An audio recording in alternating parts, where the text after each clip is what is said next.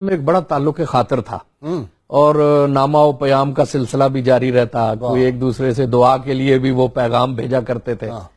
اور بھیرا شریف میں یہ تھا کہ ان کے بہت سے مریدین حضرت نے، جیسا کہ آپ نے ارشاد فرمایا کہ انہیں مسجدوں کی تعمیر سے بڑا شغف تھا، لیکن یہ صرف ایسا نہیں ہے کہ تعمیر برائے تعمیر ہے. جب وہ کوٹلی کے علاقے میں تشریف لے گئے تو اس وقت صورتحال یہ تھی کہ کہا جاتا ہے کہ کوئی اگر مرگ ہو جاتی تھی نا تو جنازہ پڑھانے کے لیے کسی شخص کو وہ میرپور سے بلایا کرتے تھے. یہ صورتحال تھی تعلیمی افلاس کی اور دین کے علوم سے دوری کی، بے بہری. علاقہ بھی اس وقت پسماندہ تھا نا. اب یہ تعمیر جو منگلہ ڈیم کی تعمیر ہوئی ہے، پھر بہت سے لوگ انگلینڈ چلے گئے، اس کے بعد وہاں ایک خوشحالی کی رو آئی ہے.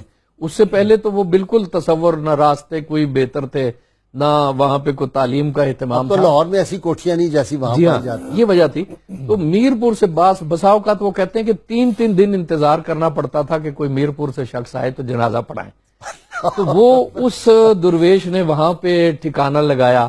جہلم جیسا شہر جو کہ بالکل جی ٹی روڈ پہ ہے، لیکن وہ میرپور چلے گئے اور وہاں پہ ایک یہ کہ ان کے جد امجد کا مزار بھی ہے، وہاں جا کے انہوں نے اپنی خانقاہ بلائی، قاضی فتح اللہ کاشانی کی. اور خود حضرت کی تدفین بھی وہی ہے میرپور میں، کوٹلی میں. تو وہ پھر انہوں نے وہاں پہ ایک تو تعلیم و تلقین کا کام شروع کیا، پھر مسجدیں بنائیں اور کیا خوبصورت مسجدیں بنائیں. اور ان مسجدوں میں مسجد دیکھتا ہے آدمی دیکھتا ہے. اور ان مسجدوں میں جس وقت میں وہاں حاضر ہوا تو مجھے خبر ملی، اب تعداد کیا ہے، کہ اس وقت 100 مسجدیں ایسی تھی جن میں حفظ کے باقاعدہ درس تھے.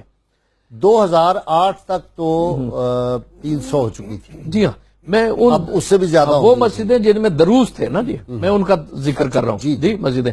اور جس سال میں وہاں حاضر ہوا تو مجھے ہمارے وہاں جو دوست ہیں قاری منظر، انہوں نے بتایا کہ اس سال 600 مسجدوں میں تراویح کا اہتمام حضرت کی زیر نگرانی ہوا ہے. علاقے کی 600 مسجدوں میں حفاظ وہاں بھیجے گئے، حفاظ کی خدمت حضرت صاحب نے کی اور پورا اہتمام کیا گیا. جی.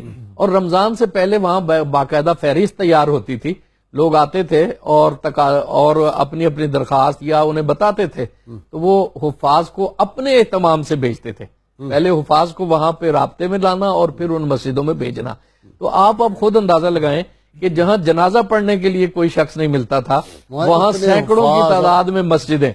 اور جیسے ہی کوٹلی کی وادی میں داخل ہونا، میرپور سے یہ ایک مخصوص گنبد ہر مسجد کا، اور وہ دور سے ایک دعوت نظارہ دیتا ہے. اور اس قدر اب خوش کن منظر ہے نا اس وادی میں، وہ وادی بھی بڑی خوبصورت ہے. اور اس میں یوں محسوس ہوتا ہے کہ جیسے ایک درویش نے نا اسلامی ثقافت کا نقش قیامت تک کے لیے وہاں ثبت کر دیا. اور مجھے ایک اور بھی اس میں راز کا پتہ چلا کہ کچھ جو تھے انحرافی فکر کے لوگ، وہ کوٹلی کو اپنا مرکز بنانا چاہتے تھے. اچھا. جی ہاں. اور دین، یعنی ان کا دین سے تعلق نہیں تھا، لیکن وہ چاہتے تھے کہ یہ علاقے جو ہے نا جی، کشمیر کے بعض، آپ کو پتا ہے کہ بعض لوگوں کی روایت میں کشمیر کو کسی حوالے سے ذکر بھی کیا جاتا ہے اور وہ چاہتے ہیں کہ اسے اپنی اسٹیٹ بنائیں. تو اس درویش کے وہاں بیٹھنے میں ایک راز یہ تھا کہ اس نے وہاں اسلامی تہذیب و ثقافت کو اتنا غالب کر دیا اور صوفی فکر کو کہ آپ وہاں پہ کوئی رکھنا نہیں لگا سکتا. جیسے ہی آپ اس وادی میں داخل ہوتے ہیں آپ کو پتا چل جاتا ہے کہ ایک درویش کا یہاں پہ سکہ ہے. تو بیرا جی، وہ ڈاکٹر صاحب، یہ آپ کی بات جاری رہے گی. فطرت کے مقاصد کی کرتا ہے نگہبانی، یا بندہ صحرائی یا مرد کوہستانی. تو مرد کوہستانی جب ان سے لوگ ملنے جاتے تھے تو وہ کہتے تھے کہ یہ حاجی بیبرمان جو سابق آئی جی تھی، ابھی ان کے مرید خاص ان میں شامل ہیں. تو وہ کہتے تھے کہ جاؤ جا کے وہ فلاں مسجد دیکھو، فلاں جو ہے ڈسپینسری دیکھو، اور جا کے اس طرح لوگوں کو بھیج دیتے تھے. اور کوئی چندے کا سسٹم، نہ وہ جھولی پلائی جاتی تھی، نہ کوئی چندے کا ڈبہ رکھا ہوا تھا، نہ کوئی انڈسٹری وہاں پہ نظر آتی تھی. ایک سادہ کرتا پہنا ہوا، سادہ تہمت پہنا ہوا اور سادی سی چارپائی، سادے سے کمرے میں بیٹھے ہوئے بندے. جی ایسا ہی ہے غازی صاحب. بہت عجیب و غریب بات ہے کہ آپ کا جو ایک حجرہ تھا جس میں آپ نے قیام فرمایا، وہ یوں لگتا تھا جیسے پوری دنیا کا ایک سیکریٹریٹ ہے. اچھا. اس مرد درویش نے ظاہری بے سر و سامانی کی حالت میں ایسا نظام چلایا، مساجد کا، مدارس کا، علماء اور مشائخ کی خدمت کا، اور ان کے جو مختلف مساجد میں ان کی طرف سے ائمہ مقرر ہوتے تھے یا مختلف مدارس میں مدرس مقرر ہوتے تھے، ان کے وہ تبادلے بھی فرماتے رہتے تھے۔